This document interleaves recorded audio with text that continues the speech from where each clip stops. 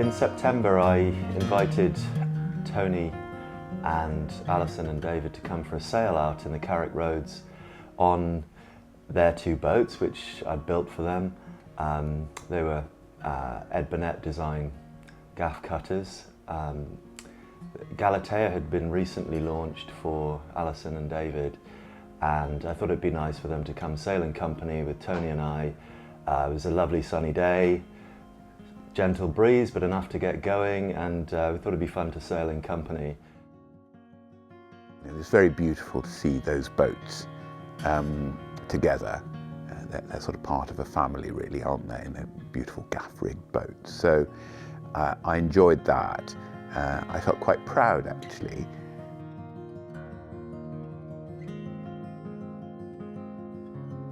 Yeah, it was really enjoyable. Got out there, the wind was enough to have a bit of fun and sail and enjoy the spectacle of weaving amongst each other out in the Carrick Roads.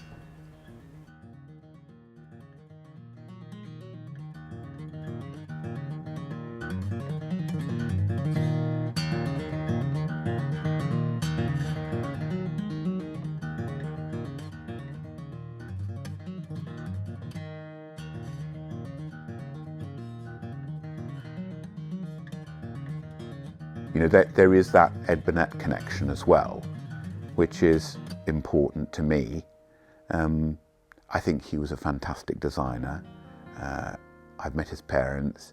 There's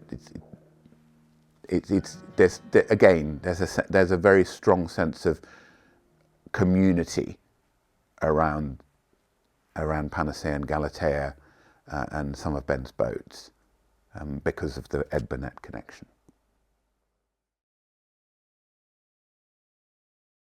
The Ed Burnett design is a perfect day sailing, weekending boat. It's very light on the helm, easy to raise the sails. It's got nice balance. It almost sails itself. There are times when you don't need to touch the tiller at all, which makes it much easier for single handing. There's plenty of space in the cockpit. It's nice and comfortable. The elliptical cockpit has the raked seating, which makes it a sociable space. And also, I mean, it combines that ease of use with a sea-kindly motion, and the design has proven itself on the west coast of Ireland as a good seaboat, a capable seaboat.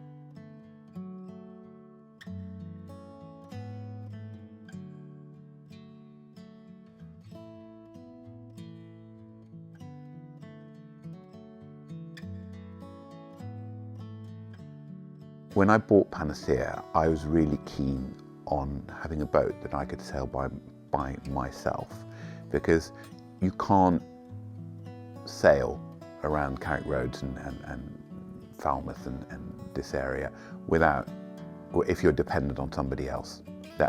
Otherwise, if you are, then you end up having to taking your boat out twice a year or 3 times a year. With Panacea, I can go down to the creek and just on a whim, and I can say, okay, I've got a couple of hours, I can just go for a sail, and I love that. It's that sense of freedom that I really, really enjoy. So how is she to sail single-handed? Extremely easy. I never felt overwhelmed, and I've always felt that I could handle any situation with her. She's beautifully seaworthy, and she's actually quite a dry boat, oddly enough, being sort of quite low on the water in a sense with that very flush deck.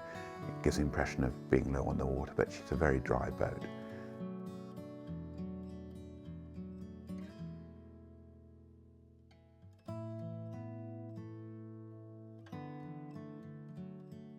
Tony seems to be really enjoying sailing on Panacea.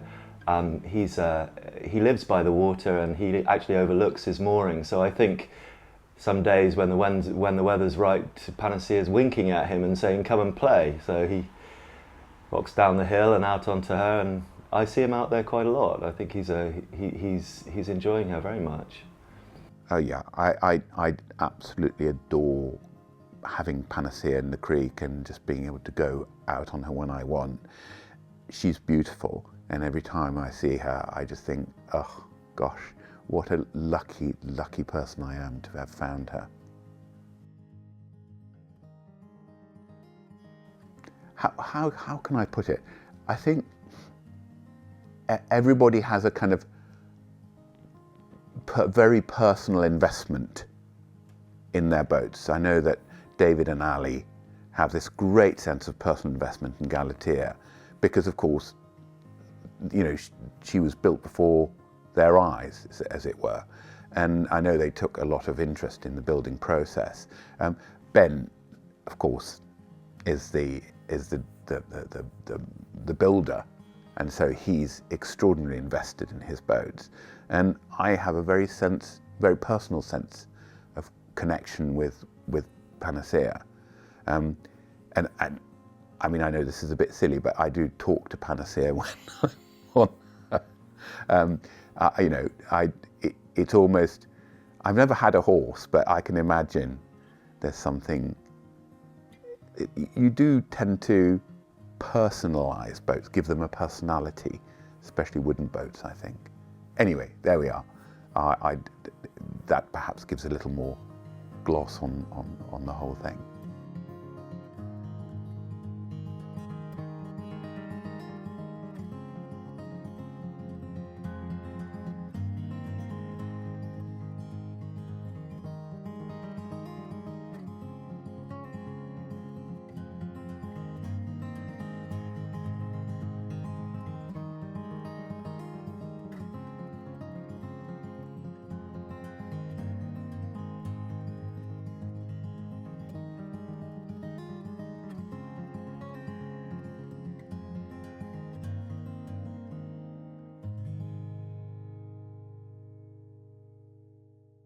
Alison and David commissioned the boat a couple of years ago and enjoyed the process of visiting and seeing her built, and then finally she was launched, and they had a nice little party to celebrate that, and then she got out on the water, and they've been enjoying her since. One of the nice things about Galatea is that she's got this very open deck. There is no cabin interrupting the deck, which means that you can lightly leap up from the cockpit, run forward if there's anything needed to be done, and come back again and feel confident because there's space on the deck and the mast to hold on to, or the rigging. It also improves her look because her shear line is very clean, and there's just the small companionway in teak, which adds to her look, I think. I would love for it to become a more regular event, and who knows, if somebody were to commission another boat to the Ed Burnett 109 design, then we would have 3, and that would make enough for a small fleet for racing in the Carrick Roads. That would be my dream. I think it was the light. The light, and then the occasional moment when the breeze puffed us all towards St Maur's. It was rather nice. It was lovely. It was lovely, and I particularly enjoyed when we were kind of sailing in close convoy together. That was lovely. I felt very embraced. It was a really special day for me to be amongst the boats that I built and to see them sailing together. It's a huge feeling of pride to see what you've spent so much time building out on the water and being really enjoyed and becoming a part of those people's lives. Well, I loved it because I always get a feeling that I like the very close connection to people, between the people and the boats, and that's particularly true for Ben's boats because he's the sort of father of the family in a sense. I see him as the dad, really, which may be a bit cheesy, but that's how it is. And so I do like the idea of sailing in company.